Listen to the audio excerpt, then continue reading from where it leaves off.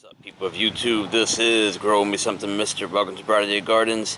I have been busy like a bee, a carpenter bee, because I've been putting in some new beds. This one's made out of that 8x16 block. This is about 21 inches deep, and it goes for about, I believe it's 14 feet 5 inches, something like that. So this is a new bed here I've got. That's some of that diatomaceous earth. We're going to see if that works for any kind of bugs. So this little thing in stone there with some garden soil and some compost underneath it. Amended it, of course. This right here is a spaghetti squash. This is being grown by request because, as y'all know, or some of y'all know, I don't eat that kind of thing. So I've got spaghetti squash in this bed part here. This right here I'm trying to grow is bush beans, and a bunch of them haven't come up yet. We'll see what happens. Bush beans, and then here is cow peas, or it comes up as black eyed peas.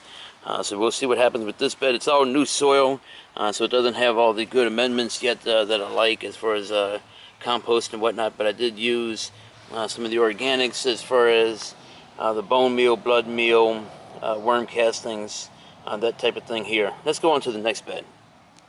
And while I'm coming to the next bed, let me just say there's been an influx of new subscribers to my channel. Thank y'all very much for taking the time to come out, check to see what's going on here in Zone 9A, Louisiana, with my garden here. This little box here looks all kind of ragged, yeah, as it should, I guess. This is repurposed, upcycled, reclaimed, whatever you want to call it, cheap, thrifty. My boss was changing out his fence, and he was going to throw these away, and I said, hey, I'll take a couple of panels so I can make some boxes here, some raised boxes. This area here gets a lot of water when we get some heavy rains, so I put them up on blocks and built it 3 high, and each of them about 5 inches, 5.5. So then it's not filled, but it's enough space to be able to do what I need to do so that the roots aren't drained in water. So this here I'm trying to put in some of those 200-pound watermelons as far as the seeds, see if I can get that to grow. If not, I have a Jubilees and some other type of watermelon, but this right here would be my watermelon bed right here. Finally, if you live in Louisiana, or I know there's Mr. Hubbard over there in Alabama, you grow melon, or some people may call it chayote squash.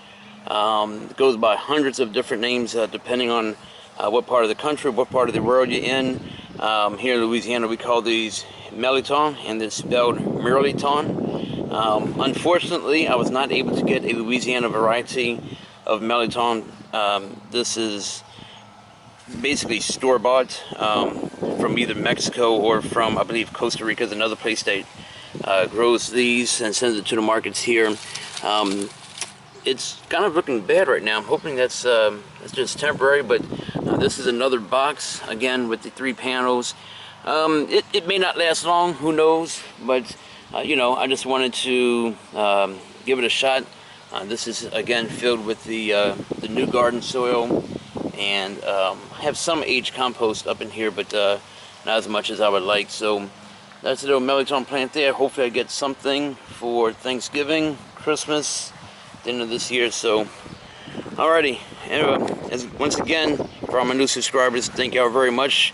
For those who have been subscribed already and who just watched, leave commentary, whatever, I thank y'all very much for that as well. So thanks very much for watching. This is Grow Me Something Mr. And remember to, let's see, what is it? No, I don't have an exit on yet, so see you later, everybody.